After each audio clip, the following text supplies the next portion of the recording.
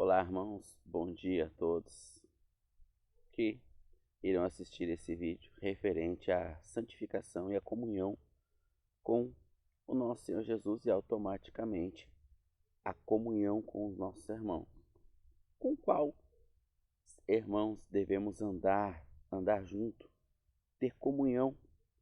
Essa é uma pergunta pelo Espírito Santo em nossas consciências a partir do momento em que nos santificamos no caminho para casa, no caminho que o Senhor nos separou rumo à nossa casa, a qual nós ansiosamente aguardamos a manifestação do Filho de Deus, o Senhor, para estarmos com Ele na vida eterna. Neste caminho, nós vamos estar em comunhão com os nossos irmãos, partindo pão em memória dele, até que ele venha, ceando.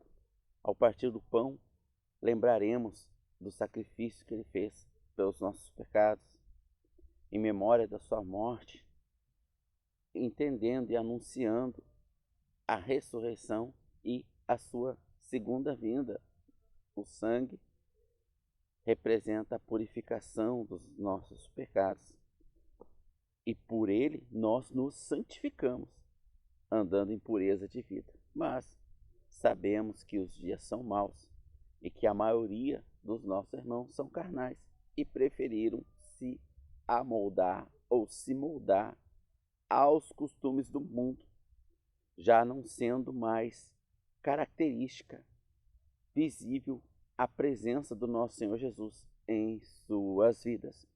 Já não há mais como o mundo os reconhecer como seguidores de Cristo, o Senhor e Salvador nosso. Com isso, muitas das vezes nós estreitamos a nossa comunhão e diminuímos ali o vínculo social cristão, andando com aqueles que de coração puro invocam ao Senhor.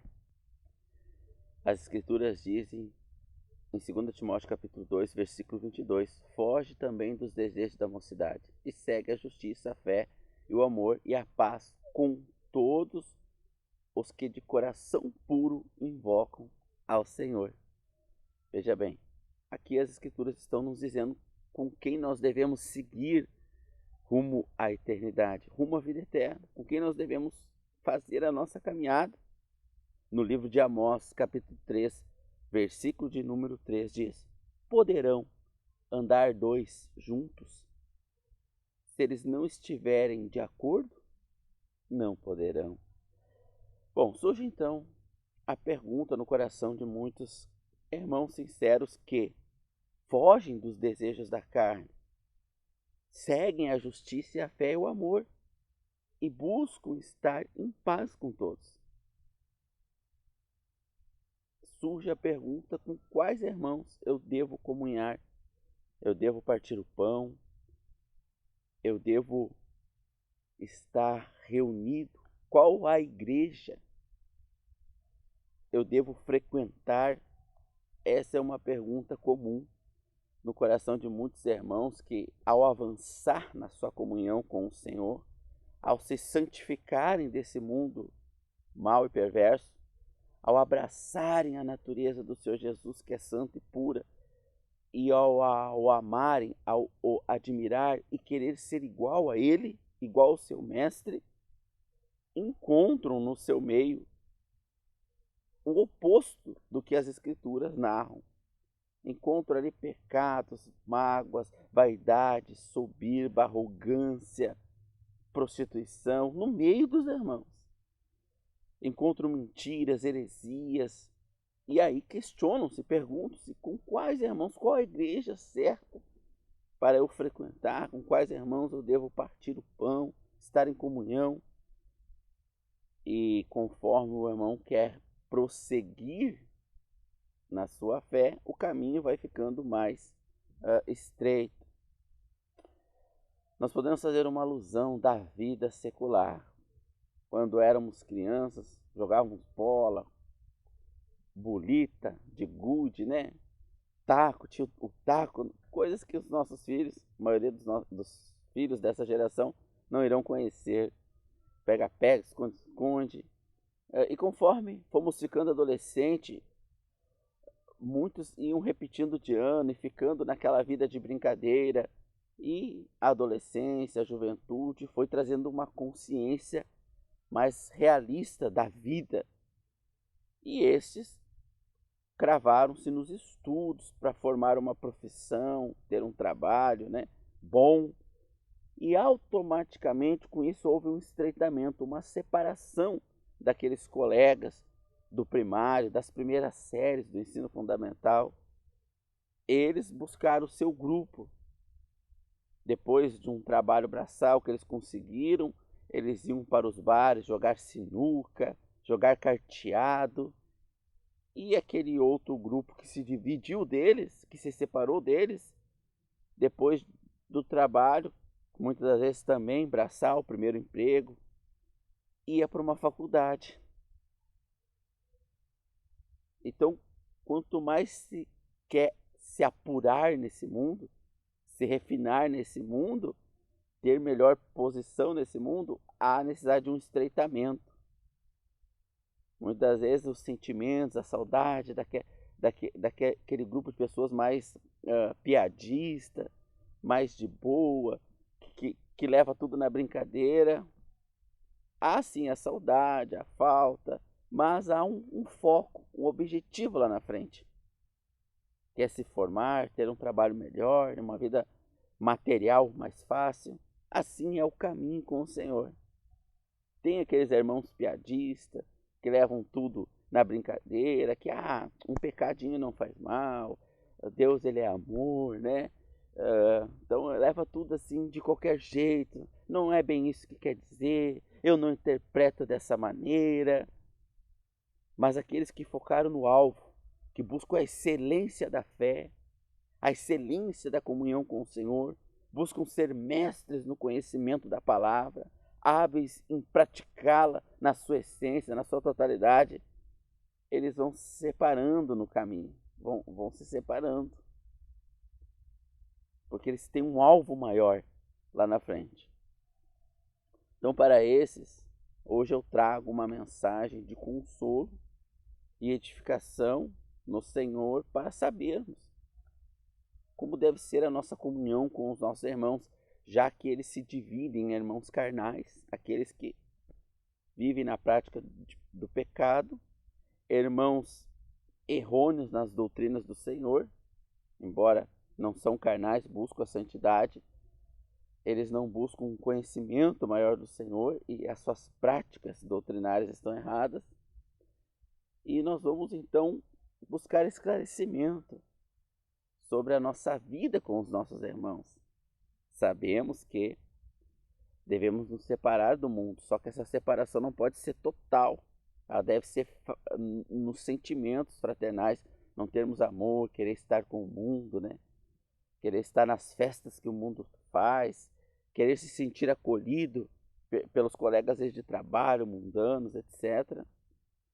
Essa separação deve existir. Claro que a gente não pode parar de trabalhar, às vezes tem um almoço na empresa, a gente tem que ali fazer uma participação, mas o nosso coração está louco para estar em casa com os nossos irmãos, na comunhão dos santos, que hão de julgar o mundo. Ali está o nosso coração, louco para terminar aquele almoço e nós ir lá abraçar o irmão, compartilhar com ele. Mas chegando lá, muitas das vezes ele é tão ou mais carnal do que o mundano, que está morto em seus pecados e vai para o inferno, o qual nós estávamos até há pouco tempo em um almoço de trabalho. Chegamos lá, junto dos nossos irmãos, ele está se queixando de mágoas do pastor dele, de mágoas do outro irmão. Ele está ali só pensando em bens materiais, só pensando em entretenimento, e ali a gente se sente mais deslocado do que muitas das vezes naquele almoço lá. Então, como lidar com essas questões, né? Como lidar com isso? Qual a posição do crente idôneo que está crescendo no Senhor? Peço perdão aí pelo escurecimento, que em parte tem até um sentido que a igreja vive em trevas, né? Nós estamos como cenário aí atrás, né? Em trevas, vivendo em trevas terríveis nos últimos dias da humanidade. Mas a igreja é um pouquinho de luz, ó. tudo está em treva, mas eu sou visto, ó, sou enxergado, a luz é enxergada, né? Mas a escuridão não é por causa disso, não. É porque eu quero evitar estar dentro de casa para conservar ali o sono da família, né, que está dormindo ainda. Como a gente madrugou em oração, a gente quer deixar a família dormir. Vamos então à palavra de Deus. Bom, as escrituras dizem para os irmãos que gostam do Velho Testamento, às vezes muito mais do que o que é direcionado à igreja, né? A igreja ela tem a sua apostila, a sua constituição de fé. Quando viajamos para um país exterior, lá há uma constituição a qual nós, como estrangeiros naquele país, devemos obedecer. Embora nós sejamos cidadãos celestiais, nós os salvos, que não perdemos a nossa salvação igual vídeos anteriores, ela não é uma aquisição que se faz por obras e nem que se perde por obras. Há uma constituição para a igreja. Há uma constituição, um estatutos para a igreja. Não a igreja adventista, a igreja quadrangular, não a igreja de homens, né, que os homens ou as mulheres fundaram com as suas heresias e mentiras. A igreja universal, a Assembleia do Deus vivo, a única igreja que existe, que é o conjunto de todas as almas salvas, arrependidas pelo sangue do Senhor Jesus. Para esta Assembleia universal, dividida em irmãos por várias cidades desse país e mundo, que se reúnem somente ao estatuto do Senhor Jesus, as suas regras, não a regras e doutrinas de homens. Então há um conjunto de regras, né, para nós seguirmos. E elas estão, de forma prática, nas cartas para a igreja. É uma coisa de se atentar que parece meio óbvio e de total sentido. Cartas, orientações para a igreja, né? Meio que parece fazer um certo sentido, não parece? Mas muitos irmãos preferem optar em seguir ou dentro das suas conveniências o Velho Testamento. Quando fala lá para Israel, te darei a terra que mana leite e mel, o irmão, opa, é para mim, eu quero essa terra, estou quase passando fome, Deus me livre, eu quero ir para lá. Então ele busca ali. Mas a adúltera, por exemplo, a irmã que traiu o irmão, ela não quer lá a sentença do apedrejamento, né? Que a lei condenava a pena de morte. O adulto, não só a irmã, como o irmão também, né? Em João 8, quando trouxeram aquela mulher pega em adultério, faltou o homem que eles deixaram embora. Talvez era um deles, né? Pois é. Então se pega do Velho Testamento que é conveniente, né? Mas há princípios no Velho Testamento que devem ser seguidos, sim, princípios, e não regras usuais e rotineiras do dia a dia. Essas nós vamos encontrar nas cartas para a igreja, né? Faz todo sentido. Se as cartas são para a igreja, eu sou a igreja, eu aqui, nós, né? Então faz todo sentido que nós nos pautemos a nossa regra de vida nas cartas para a igreja, né? E não nas leis mosaicas para o povo judeu. É uma coisa meio que tem um sentido racional, né? Romanos 14 diz, rendamos a Deus um culto racional. E não essa pirotecnia emocional encontrada nas religiões gospels, religiões judaicas cristãs aí, né? No falso cristianismo. Bom, no livro de Josué diz o seguinte, vamos ler um princípio que podemos usar como norte para a questão desse vídeo, que é a comunhão com os nossos irmãos, né? E muitas das vezes a comunhão com os nossos irmãos trava o nosso crescimento no Senhor Jesus. Porque eles são aqueles colegas da terceira, quarta série que não querem crescer, que querem pegar qualquer servicinho aí só para ter o que comer e depois ir lá para os bar, jogar sinuca e ficar lá a noite inteira. A mulher quer sair do trabalho, sentar na frente da novela, ficar olhando todas as novelas das 6 até 10 da noite, né? Enquanto outros querem cair nos estudos para melhorar suas condições, né? espiritualmente não estamos muito longe dessa realidade. Josué capítulo 7, se não me engano, verso 2.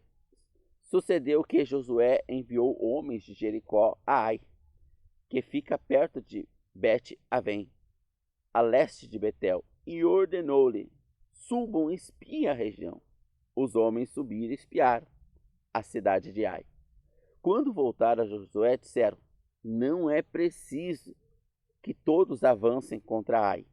Envie 2 ou 3 mil homens para atacá-la. Não cansem o exército, pois eles são poucos. Por isso, cerca de 3 mil homens atacaram a cidade, mas os homens de Ai os derrotaram e o puseram em fuga, chegando a matar 36 mil israelitas. Eles perseguiram os israelitas desde a porta da cidade até Sebarim e os feriram. Diante disso, o povo desanimou completamente. Irmãos, isso é muito comum na vida do crente hoje. Uma coisa que era para ser simples, né? Conseguir um trabalho, pôr na mesa. Às vezes o relacionamento com a esposa, com os filhos, era para ser algo simples. Tipo, nem precisa muito esforço, né? É algo simples. Aqui eles falaram a Josué: não mande o exército todo. Primeiro que Deus já havia dado a cidade. Se Deus deu a cidade, não importa quão numeroso é o exército, a cidade vai ser deles, né? Mas aqui deu tudo errado. E é comum na igreja, na assembleia, ver os escândalos, as divisões. A igreja batista, o pastor discute com um irmão mais destacado, que se rebela, sai e funda outra igreja. Aí agora é Igreja Batista Lagoinha, Igreja Batista Betel, Igreja Batista, meu Deus, não tem mais nome, deixa eu pensar que nome eu posso inventar aqui. Igreja Batista Cai Batismo na água que apaga o fogo, esse nome aí. E assim é uma confusão e as coisas não acontecem espirituais. São decisões carnais e humanas sem a autoridade do Senhor Jesus ali no meio daqueles irmãos. Fica a pergunta, irmãos. Nós queremos estar em um lugar onde a autoridade do Senhor Jesus não se faz presente? Quando Samuel orava por Saul, Deus disse para Samuel: por que você está orando por ele, se eu já o rejeitei? Você quer estar com irmãos que Deus já rejeitou na comunhão dos santos? Queremos estar com irmãos a qual Deus já rejeitou na edificação do corpo, no meio cristão, no meio da igreja? Faz sentido isso? Continuemos o texto então. O povo ele desanimou pela derrota, né? Então Josué, com as autoridades de Israel, rasgou as suas vestes, prostrou-se rosto em terra diante da arca do Senhor, cobrindo de terra a cabeça, e ali permaneceu até a tarde. Disse então Josué: ah, soberano Senhor, por que fizeste isso ao povo? Atravessar o Jordão foi para nos entregar nas mãos dos amorreus e nos destruir? Antes nos contássemos em continuar no outro lado do rio Jordão. Que poderei dizer, Senhor, agora que Israel foi derrotado pelos seus inimigos? Os cananeus, os demais habitantes dessa terra, saberão disso, nos cercarão e vão nos eliminar da terra. Que farás então pelo teu grande nome? Veja, Josué ficou o período todo ali, ó. Então Josué rasgou as suas vestes, prostrou-se diante do Senhor, cobriu a sua cabeça e ali permaneceu até a tarde. Às vezes acontece um golpe na vida do irmão, um golpe, algo difícil. A perca do emprego injustamente, perde o emprego, vai por justa causa, perde os direitos, um divórcio, uma traição, algo muito difícil. E o que o irmão faz? Vai assistir Netflix para aliviar o estresse, assistir erotismo, vai buscar alívio no mundo, nos prazeres da carne. Josué se lançou da presença de Deus. Às vezes o irmão faz o quê? Aconteceu um problema, ele vai lá e ora: Deus me ajuda, amém, e vai comer.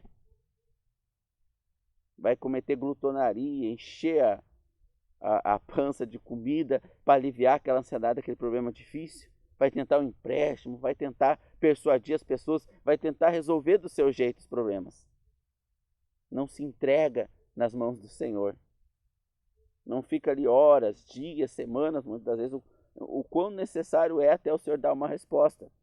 Em Números capítulo 8, verso 9 diz: esperai e vede o mandamento do Senhor. Mas os irmãos não esperam o mandamento. O problema já veio por falta de comunhão, muitas das vezes. E só aumenta o problema por andar mais ainda sem comunhão. Mas Deus não deixa um servo sem resposta. Vamos ver o que o Senhor disse.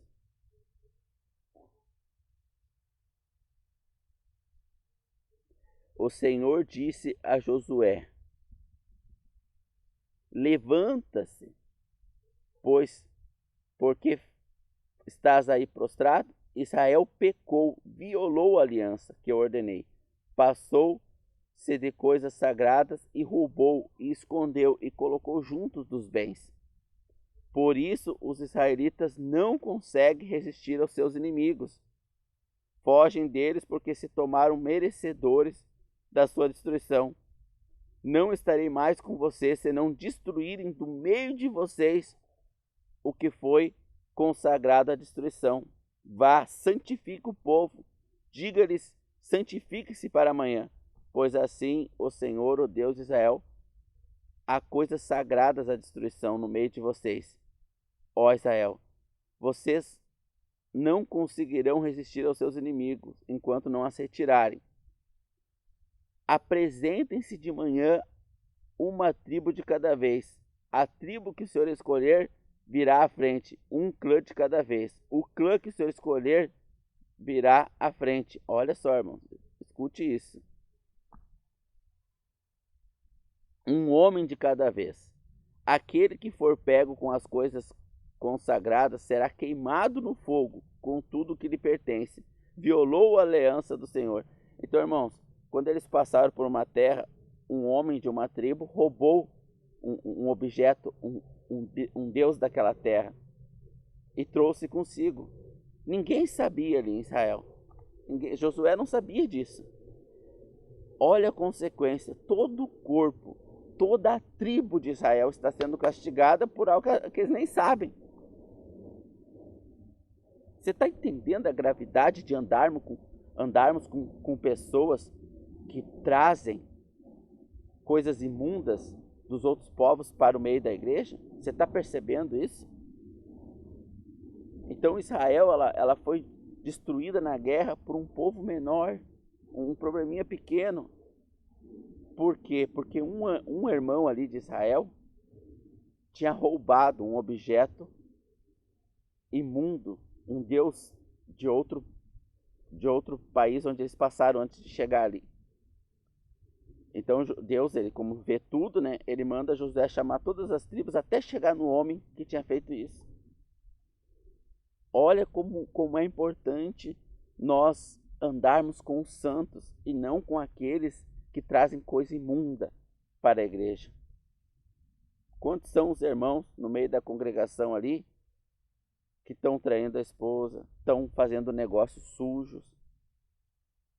Teve um irmão que está numa situação difícil e o lugar que ele mora lá, todo mundo lá consegue usar de gatos para não pagar a luz, a energia elétrica, né? E uns vizinhos lá ofereceram para ele, né? E o irmão, a família, com condições financeiras bem limitadas. O irmão, não posso. Como eu sou temente a Deus, Deus não permite ir embora. Não é porque a empresa é grande que nós vamos estar roubando a empresa, né? Agradeço a sua boa intenção, mas a gente não pode aceitar, não. Então, quantos irmãos, os seus negócios são ilícitos, ganham dinheiro de forma ilícita, e tantas coisas, tantos pecados no meio ali, e a congregação não cresce, não recebe revelações de Deus, não recebe entendimento do Senhor, ações são confusas. Continuamos aqui então. Na manhã seguinte, Josué mandou os israelitas virem à frente segundo as tribos de Judá, que foi escolhida. Os clãs de Judá vieram à frente e ele escolheu os Zeraitas. Fez o clã Zeraita vir à frente, família por família. E o escolhido foi Zeri. Josué fez a família de Zeri vir à frente, homem por homem. E Acã, filho de Carmim, filho de Zeri, filho de Zará, da tribo de Judá, foi o escolhido. Então Josué disse a Acã: meu filho, para a glória do Senhor, o Deus de Israel, diga a verdade. Conte-me o que fez. Acã respondeu: é verdade que pequei contra o Senhor, o Deus de Israel. O que fiz foi o seguinte: quando vi entre os despojos uma bela capa feita na Babilônia, de 2,4 kg de prata e uma barra de ouro de 600 gramas, eu os cobicei e me apossei deles. Então estão escondidos no chão da minha tenda, com a prata por baixo. Veja bem, ele cobiçou aquilo ali, irmãos. Quantos são os que cobiçam coisas erradas e o tomam e escondem? Estão lá indo congregar com os irmãos, adorar a Deus, partir o pão, a ceia do Senhor para a remissão dos nossos pecados, mas está com a cobiça praticada. Tem algo imundo ali na sua casa e leva essa imundície para a congregação dos santos, que sofre as consequências juntos. Josué enviou alguns homens que correram até a tenda. Lá estavam escondidas as coisas. Retiraram-os da tenda e levaram a Josué. Então Josué, junto com todo Israel, levou Acã, bisneto de Zerá, e a prata, e a capa e a barra de ouro, seus bois e jumentos, suas ovelhas, suas tendas e tudo o que lhe pertencia ao vale de Ocor. Disse Josué: por que você nos causou essa desgraça? Hoje o Senhor te castigará. E todo Israel o apedrejou. E depois de apedrejar também os seus, e queimou tudo e todos eles no fogo. Ó. A família que foi cúmplice foi queimada junto no fogo. Foi destruída junto, porque foi cúmplice daquele pecado ali. Sobre a ergueram um grande monte de pedra que existe até hoje. Então o Senhor se afastou do fogo da sua ira. Por isso foi dado àquele lugar o nome de Vale de Arcor, nome que pertence. Olha como o Senhor zela pela santidade. O Senhor zela tanto pela pureza do seu povo, que ele matou o próprio filho crucificado. O próprio filho. O Senhor abobina o pecado, ele é santo, justo e bom. E nós vamos adentrar essa terra prometida, aonde não haverá pecado, e o nosso corpo não sentirá mais vontade de pecar. O problema desse homem não foi pecar, não foi sentir o desejo da cobiça. Isso pertence à nossa carne.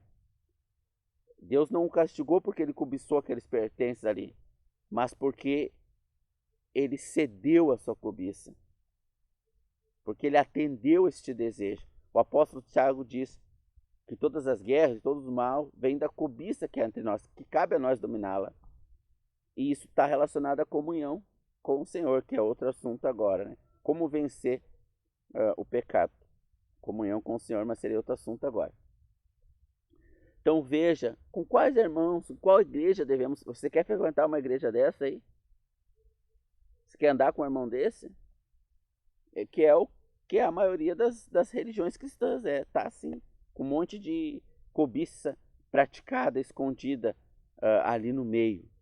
A maioria, ouro roubado, dízimos que não pertencem à igreja, tomados de idosos, de pessoas sem condições ali, está tudo ali no meio. Bom, vamos ver o que diz o apóstolo Paulo, que é as cartas para a igreja, né? Peguei uma analogia, um princípio, assim como Israel, ele teve uma sentença. Hoje a igreja ela não tem essa sentença sobre... hoje a mulher adulta, por exemplo, ela pode ser... O marido pode se divorciar dela e casar de novo, mas ela não recebe a sentença de morte.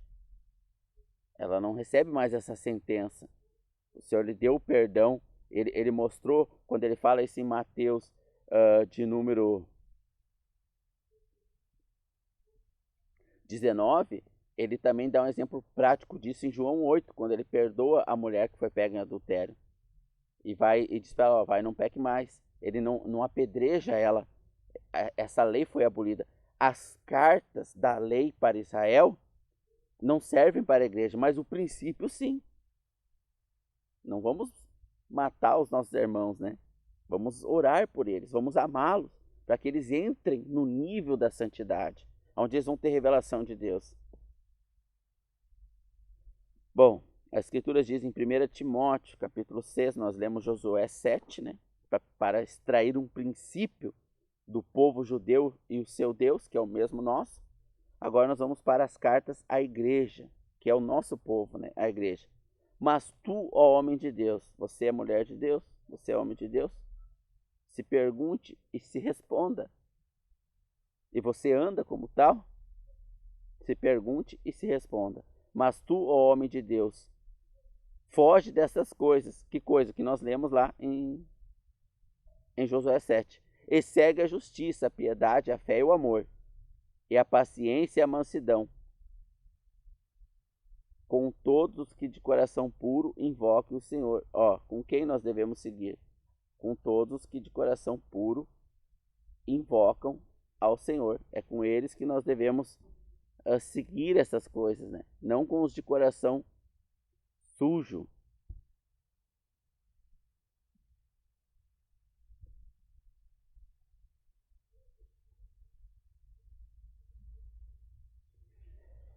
Em Marcos capítulo 9, verso 38, diz, Marcos capítulo 9, verso 38, Mestre, disse João, vimos um homem expulsando demônios em teu nome e procuramos impedi-lo, porque ele não era um dos nossos. Não o impeçam, disse Jesus. Ninguém que faz milagres em meu nome pode falar mal de mim. Logo em seguida, pois quem não é contra nós é ao nosso favor. Então, irmãos, naqueles que o Senhor chamou para a sua igreja, vai ter os mais próximos. Os que vão pagar um preço mais alto para estar mais estreitados ao Senhor. Então os discípulos, certa vez, eles perguntaram para o Senhor Jesus, Mestre, nós largamos tudo, nosso trabalho, a gente vive uma vida incerta, come quando tem, a gente depende às vezes de caridade, a gente largou tudo para te seguir.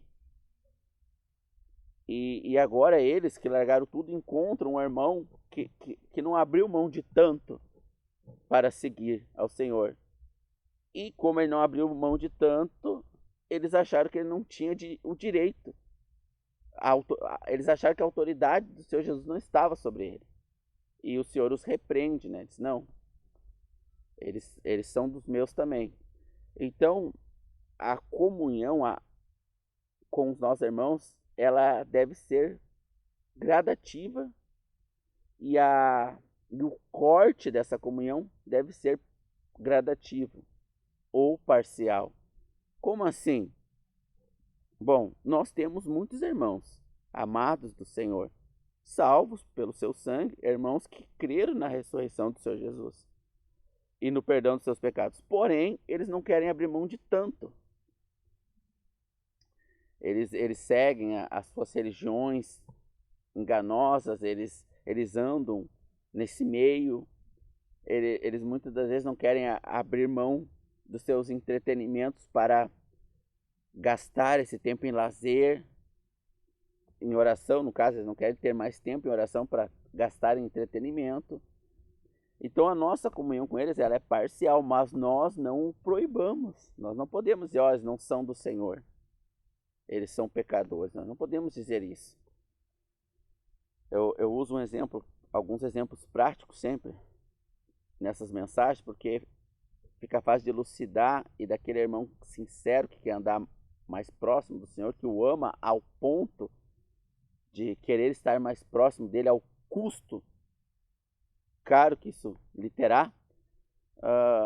Quando eu muitas das vezes almoço, né, na casa de algum irmão, e a irmã ela vai trazer um ensinamento, vai orar ali para abençoar o alimento, né? Ela está representando a autoridade do Senhor Jesus. E isso é proibido pelas Escrituras. A irmã ela não pode representar a autoridade do Senhor Jesus no meio da igreja dos irmãos. Como diz 1 Coríntios capítulo 14, a mulher permaneça calada na igreja, não lhe é permitido falar. Timóteo capítulo 2, né? A mulher não exerce autoridade e não ensine aos homens, né? Ela pode pregar o evangelho, né? Etc, né? Então, mas eu tenho comunhão, eu estou ali com aqueles irmãos, mas é uma comunhão parcial. Quando ela ora, eu não digo amém. Se ela me convidar, tipo, não quer ir junto na minha igreja lá, nem sabia que tinha fundado uma igreja, sei que só existia uma igreja, que era do Senhor Jesus, né? Mas eu não vou. Eu explico, olha, eu não posso dividir o corpo. A partir do momento que eu me filio a uma igreja fundada pelos homens, eu estou fazendo parte da divisão do corpo. O corpo de Cristo é um só, nós não podemos dividi-lo. Como diz 1 Coríntios capítulo 3, verso 13 em diante, se não me falha a memória agora. Porque uns dizem, eu sou de Apolo, gostei mais dele, ele é mais legal. Eu sou de Paulo, Paulo é mais incisivo, é mais taxativo, é mais preto no branco. Eu gostei dele. Não, mas Pedro, ele pega da espada, do ponto 40, ele tem direito à legítima defesa, eu gostei mais de Pedro. Por acaso Cristo está dividido? Para que vocês tomem partido? O corpo não é um só? 1 Coríntios capítulo 3, então Paulo ele vai proibir essa divisão, né? É o Senhor Jesus que nós sigamos. Então quando esses dias eu estava na rua e aí conversando com um irmão muito amado do Senhor, né? E ele me convidou para ir vamos lá assistir um culto na minha igreja. Eu, não, irmão, não posso. Mas você vê que eu estava tendo um tipo de comunhão com ele, conversando das coisas do Senhor ali com ele, porém essa comunhão é parcial. Ela não é integral. E assim é a nossa vida com o Senhor. Muitas das vezes a gente não vai poder ter uma comunhão integral com o irmão. Às vezes nenhum tipo de comunhão. Às vezes o irmão tem que ser tirado do meio porque ele está trazendo destruição para a igreja, vergonha para a igreja. Esses famosos que se dizem crentes, né, convertidos, que traem, que adulteram, que fazem isso, esses pastores que causam esses escândalos, o que se faz? Se tira ele da denominação, né? Mesmo o sistema errado, ele faz uma prática certa. Em Mateus, capítulo de número 18, eu acho que é... Vamos ver aqui. Mateus 18, deixa eu conferir aqui.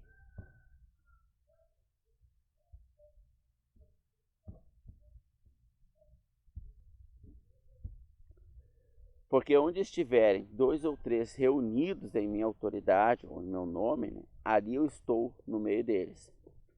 O Senhor Jesus ele vai trazer aqui a reunião dos santos. Onde estiver 2 ou 3 reunidos pelo Senhor, ou seja, no nome dele. Ele disse, eu vou para o Pai, mas estarei convosco todos os dias até a consumação dos séculos.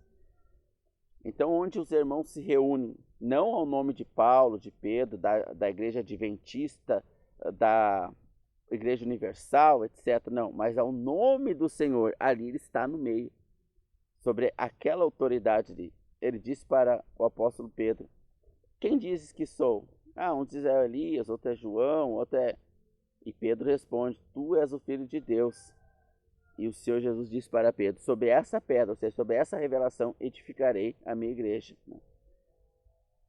Então a igreja é edificada sobre a morte e a ressurreição do Senhor Jesus como Deus, para a salvação dos nossos pecados. Então onde estiver 2 ou 3, onde a igreja se reúne, ali o Senhor Jesus ele está no meio. E se a igreja se reúne ao nome dele, sob a autoridade dele, mas não exerce essa autoridade, com as práticas pecaminosas desse mundo, logo a sentença, o castigo de Deus desce sobre a igreja, a exemplo, a tipo do que nós lemos em Josué capítulo de número 7, né?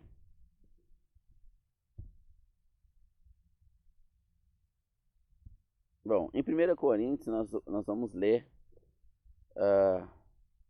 no verso de número 9, né? 1 Coríntios capítulo 5, verso de número 9. As cartas para a igreja, né? E como eu sou igreja, ela é para mim, né? Como eu não sou um israelita, né? Nem um pagão, não é as cartas para o mundo. Quais são as cartas para o mundo perdido? Os evangelhos, Mateus, Marcos, Lucas e João. São cartas, tem princípios lá nos evangelhos para a igreja, mas a carta é para o perdido, para dizer para o mundo, te importa nascer de novo, né? João 3,16, Deus amou o mundo de tal maneira que deu seu único filho para que todo aquele que nele crê não pereça, mas tenha a vida eterna. Então a mensagem para o mundo de salvação é os evangelhos. Depois que o mundo aceita essa mensagem, alguns dentre os do mundo, poucos, né? Muitos são chamados pelo evangelho, pelas cartas dadas ao mundo, muitos são chamados, mas poucos escolhidos, né? Quando eles aceitam a mensagem, arrependem seus pecados e nascem de novo, eles entram na família celestial. Seu nome é escrito no livro da vida. Tá, mas e agora como eu devo viver? Eu não sou mais do mundo. Aí é escrito as cartas para a igreja, para esse novo povo aí, né? Então, 1 Coríntios capítulo 5, verso 9. Já vos adverti por carta que não vos associeis com nada que for imoral. Olha o exemplo lá de Josué capítulo 7, né? Dizendo, isso não me refiro a pessoas imorais desse mundo, nem aos avarentos, ou aos ladrões, ou aos idólatras. Se assim o fosse, seria necessário que saísses do mundo. Então, embora Paulo também fala em 1 Coríntios 6, se eu não me engano, sai do meio dele, povo meu, e eu serei para vós Deus, do meio do mundo. Embora pareça haver uma contradição, porque a carta também manda nós sair do mundo, né?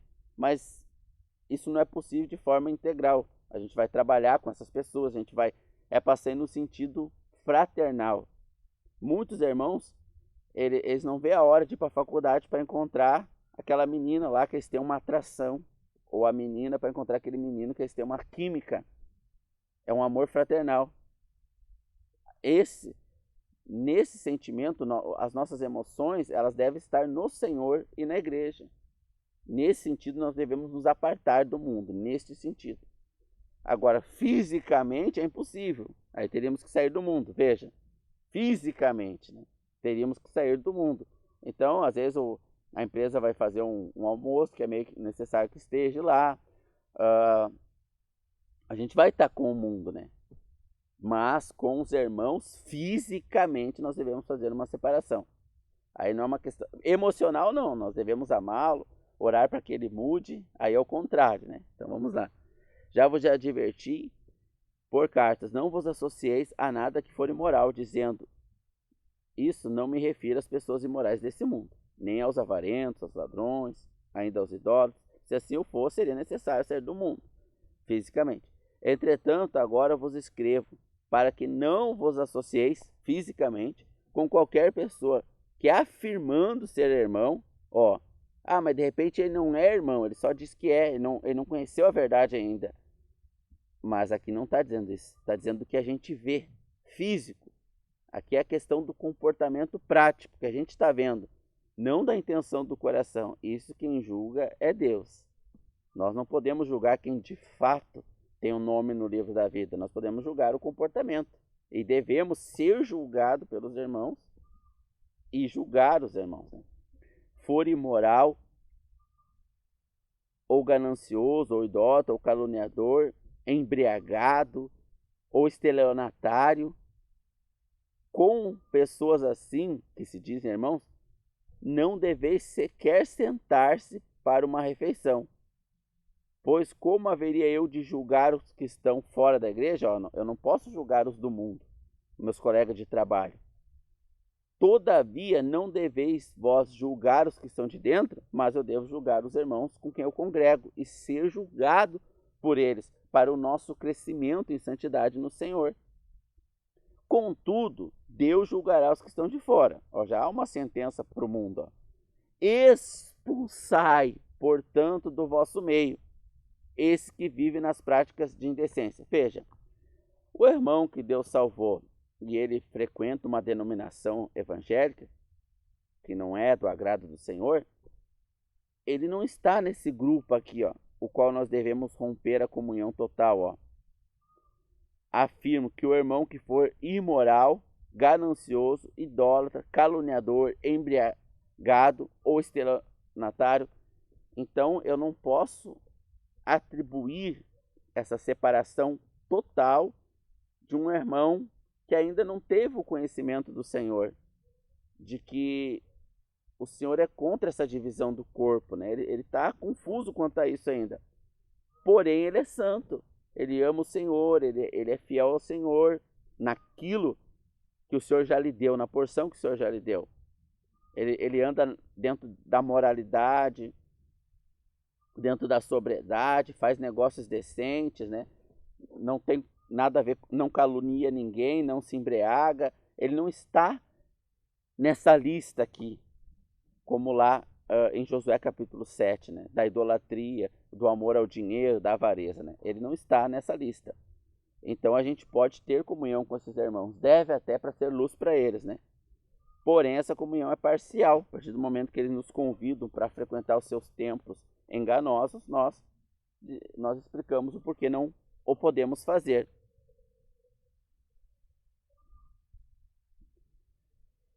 Em 2 João, quando o irmão e apóstolo ele manda a carta à igreja,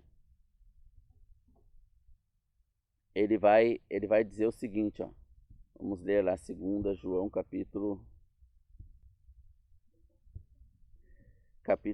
1, 2 João 1, versículo 7. Entretanto, muitos enganadores têm saído pelo mundo, os quais não confessam que o Senhor Jesus veio em carne. Esse é o modo de ser do mentiroso e do anticristo. Acautelai-vos, pois, para não destruires a obra que realizamos com zelo, mas para que, pelo contrário, sejais recompensados. Todo aquele que não permanece no ensino de Cristo, qual o ensino? Aqui o contexto está dizendo o ensino, que é que o Senhor Jesus veio em carne. Mas acredita estar indo além. O que é além aqui? Ensinar que o Senhor Jesus não veio em carne. Dele não tem a Deus, porquanto quem permanece na sã doutrina tem o Pai e tem o Filho. Se alguém chegar a vós, mas não trouxer essa doutrina, qual? Que o Senhor Jesus veio em carne. O contexto aqui está dizendo já qual é a doutrina. Não o recebais nas suas reuniões e em vossas casas, tampouco o saudeis, porque aquele que lhe dá boas-vindas torna-se cúmplice das suas obras malignas. Saudações finais aos crentes, aos santos, né?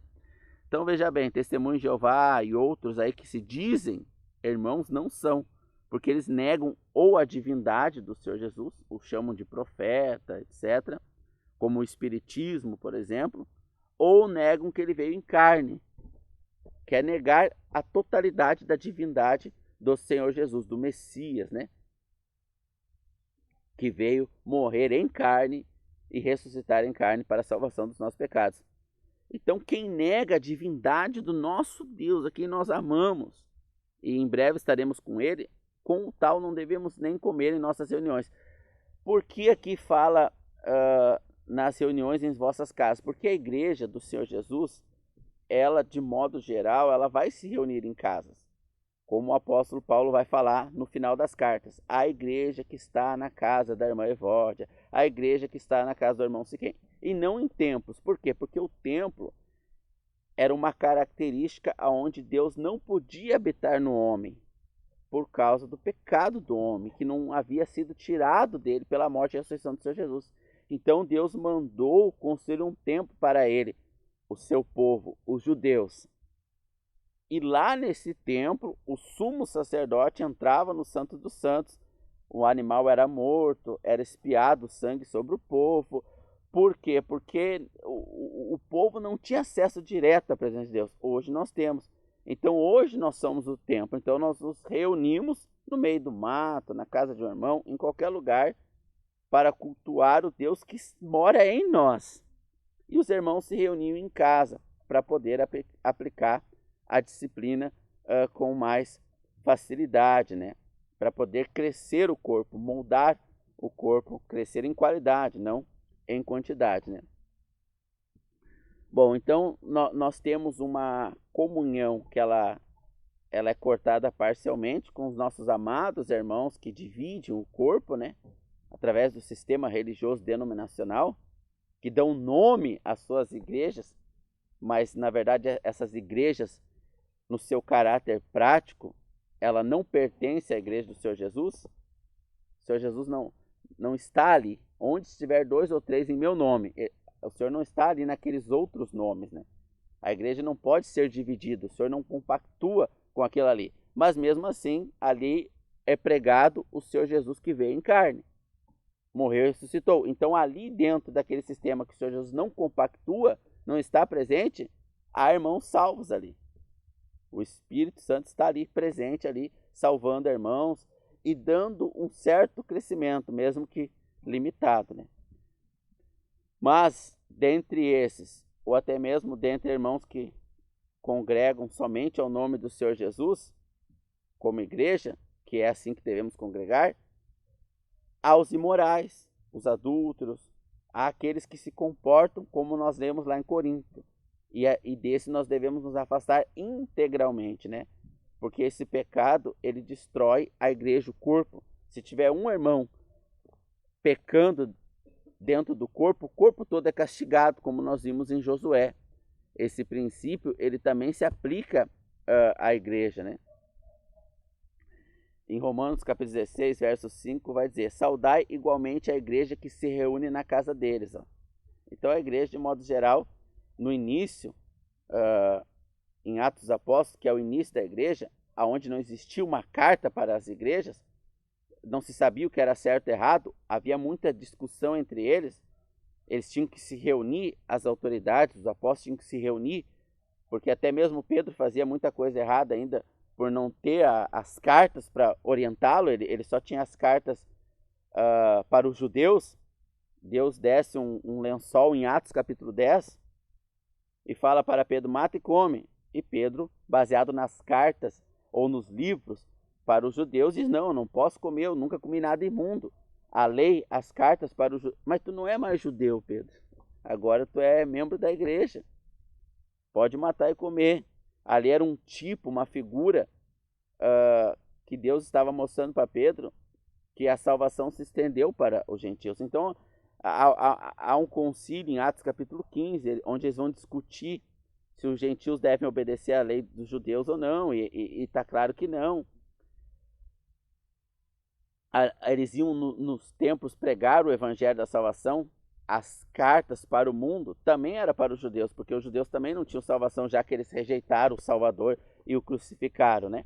Então eles iam lá no templo pregar o evangelho. É igual você ficar na frente de uma igreja evangélica falsa, na frente da igreja católica, por exemplo, que é uma igreja, ela também é uma igreja evangélica, ela crê nos evangelhos, né? É a primeira falsa igreja evangélica, é a católica, sistemática, casada com o mundo, né? Que se prostitui e trai o Senhor Jesus. Você parar na frente da igreja católica e começar a pregar o evangelho verdadeiro para os membros quando eles estão saindo. Então, quando os irmãos iam no templo, era isso que eles iam fazer. Eles não iam lá adorar a Deus num templo, né? Contextualizando a história, então, da igreja. A igreja, ela se reunia nas casas, na cidade de cada um. A igreja que está na cidade de Corinto, a igreja que está, hoje nós poderíamos dizer, a igreja que está no bairro tal da cidade tal, né? Então, quando cresce o número de irmãos, provavelmente eles vêm de outras cidades ou de outros bairros, né?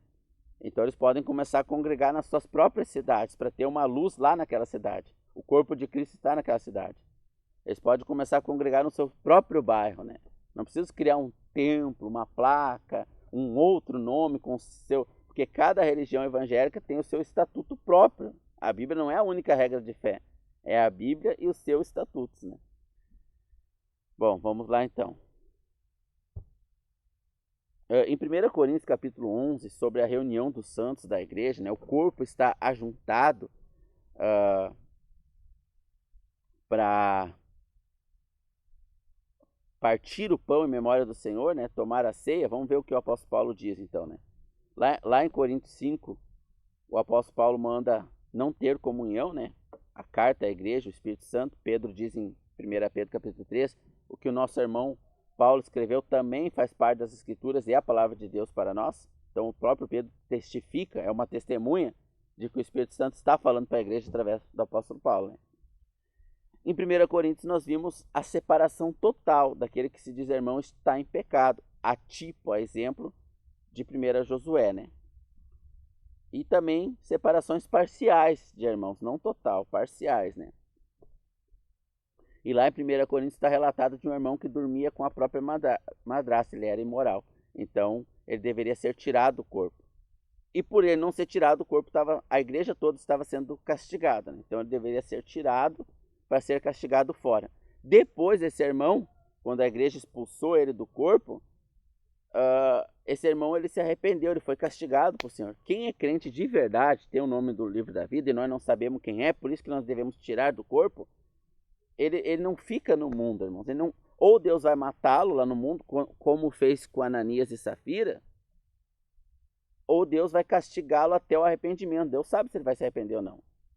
Se um irmão sai da igreja e tudo dá certo, até ele chegar aos 90 anos, lá tudo vai bem para ele, é porque ele nunca foi irmão. Então, como é que Deus vai castigá-lo se ele nunca foi irmão? Deus castiga só os seus filhos.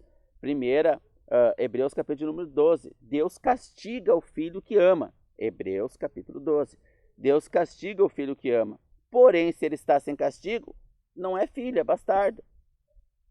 Então, mas o cara é do mundo lá e pegou um câncer. Consequência. Não é porque Deus castigou. Fuma a vida toda. Se alcooliza a vida toda. É consequência. O mundo já tem o castigo eterno que pesa sobre ele, que é o juízo de Deus. Quando o Senhor vir em juízo, não em graça, em juízo, aí eles vão ser lançados no lago de fogo, juntamente com o diabo, os seus anjos, o inferno e a terra. Tudo vai ser lançado no lago de fogo, né? A segunda morte. Mas o crente não vai para o lago de fogo.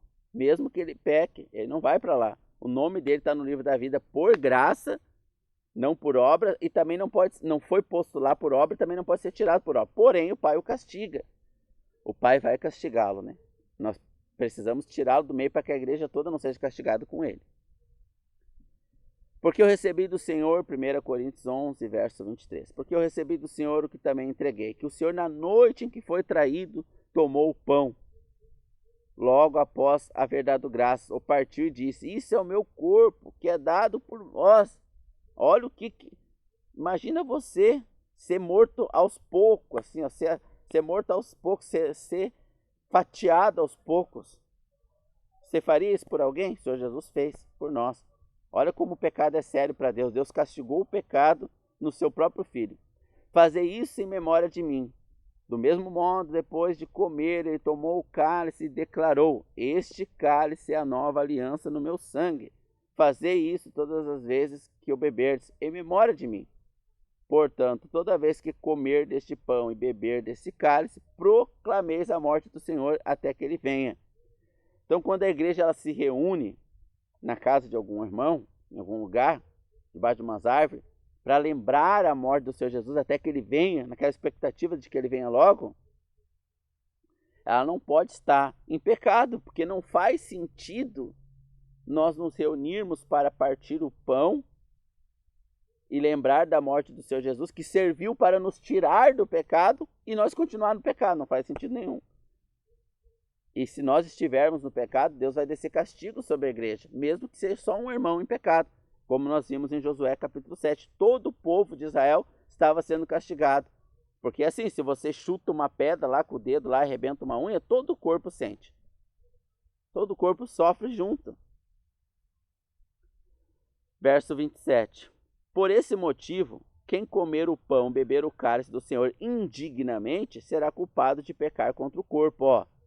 Então, se um irmão está em pecado, ele está comendo indignamente.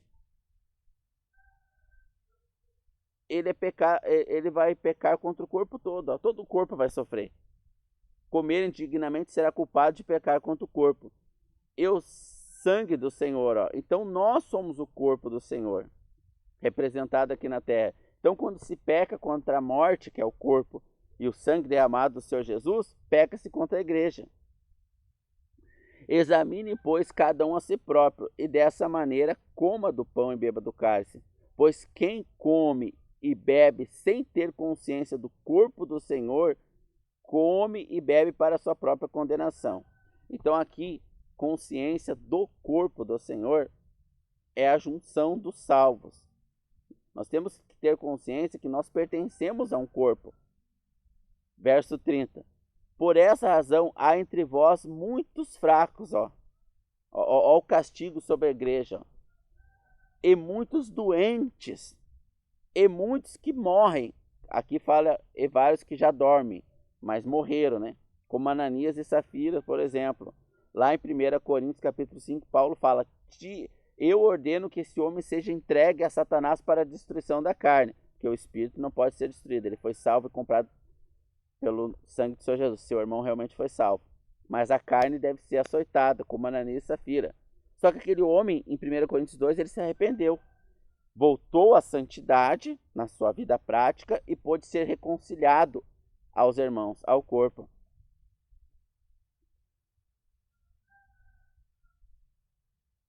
Me perdi no versículo aqui, mas peraí. Por essa razão há muito entre vós, verso 31, fracos e doentes, e muitos que morrem. Por quê? Por tomar a ceia indignamente, em pecado. Contudo, se nós tivéssemos a cautela de julgar a nós mesmos, não seríamos condenados. No entanto, quando somos julgados pelo Senhor, o Senhor julga e disciplina a nós, seus filhos, estamos sendo corrigidos, a fim de não sermos condenados juntamente com o mundo. Ó. Então o crente não vai ser condenado com o mundo. Então ele vai adoecer, ele vai ficar fraco, ele vai até morrer fisicamente para não ser condenado com o mundo. 1 Coríntios 3 fala que quando as obras são ruins do crente, né, é de ouro, de palha, de pedra, o fogo vai provar. E se as obras forem más, elas vão ser destruídas. Todavia o tal será salvo. Né? No entanto, quando somos julgados pelo Senhor, estamos sendo corrigidos. Ó, Deus julgou a nação de Israel. Toda ela foi açoitada, foi corrigida pelo Senhor, pelo pecado de um homem. Então toda a igreja já está sendo açoitada, não flui a mensagem, Deus não traz revelação, não traz consolo, não traz edificação. A mensagem não flui porque há um irmão em pecado ali, ou às vezes dois, ou às vezes a maioria, né? Aí é nós que temos que sair do meio, né? E não tirar o irmão do meio quando é a maioria, não tem o que fazer. Nós temos que nos afastar daquele grupo ali, porque o Senhor Jesus não está no meio daquele grupo ali. Onde estiver 2 ou 3 em meu nome, em minha autoridade, ali eu estarei no meio. O Senhor não está ali no meio, porque a maioria está fora, né? Eles podem até ser salvos, a gente não sabe, mas no meio prático, o Senhor não está no meio. Bom, então aqui fica evidente nessa explanação que eu trouxe a forma de separação. Com quem devemos andar? Quais os irmãos que devemos andar? Aqueles que de coração puro invocam o Senhor, que é uma minoria. É uma minoria, por isso que o Senhor fala onde tiver 2 ou 3 e não 200, 50 mil, 7 bilhões de pessoas. Não, é 2 ou 3, porque na vida prática com o Senhor, na sua integridade, na sua totalidade, vai ser sempre uma pequena minoria que estará lá em seu nome, levando o testemunho, né, da verdade. Sempre uma pequena minoria. Então fica a expectativa de onde queremos chegar. Tô virando adulto na fé. Paulo fala, deixai de ser crianças na fé, né? Com leite vos tratei, já era para vós ser adulto pelo tempo. Eu tô ficando adolescente, tô ficando adulto, mas eu quero ficar com meus coleguinhas da 3ª série, da 4ª série. Queremos ir pros bar, pras baladas, pras festas. É comum isso acontecer. O homem não cresce, né? No meio espiritual ocorre a mesma coisa. Dá para se fazer essa analogia, né? Mas os que querem crescer no Senhor, que são movidos para isso, vai haver uma separação. Poderão andar 2 juntos, como diz Amós capítulo 3, verso 3? Se não estiverem de acordo, de forma nenhuma, não poderão andar juntos. Então, com quais irmãos eu devo ter comunhão? De forma parcial, com muitos. De forma integral, onde eu sento e me desarmo para tomar a ceia do Senhor, onde a autoridade do Senhor é exercida ali, onde um irmão é ajudado financeiramente quando está passando necessidade, onde um irmão é abraçado, onde se ora por um doente ali no meio da assembleia, onde se parte o pão é onde o Senhor está no meio. Se o Senhor não estiver no meio, na forma integral, eu estou em comunhão com esse corpo pratica a palavra de Deus, não, então eu devo me afastar. Sim, o corpo pratica, mas tem um irmão em pecado, então eu devo afastá-lo para o corpo todo não ser castigado. Se inscreva no canal para você que quer conhecer mais da doutrina dos apóstolos, das cartas para a igreja. Você que quer andar em comunhão com o Senhor, tem desejo de conhecer mais, se inscreva no canal, toque aí no sininho para estar recebendo as notificações. Graças a Deus por essa mensagem que Ele nos entregou.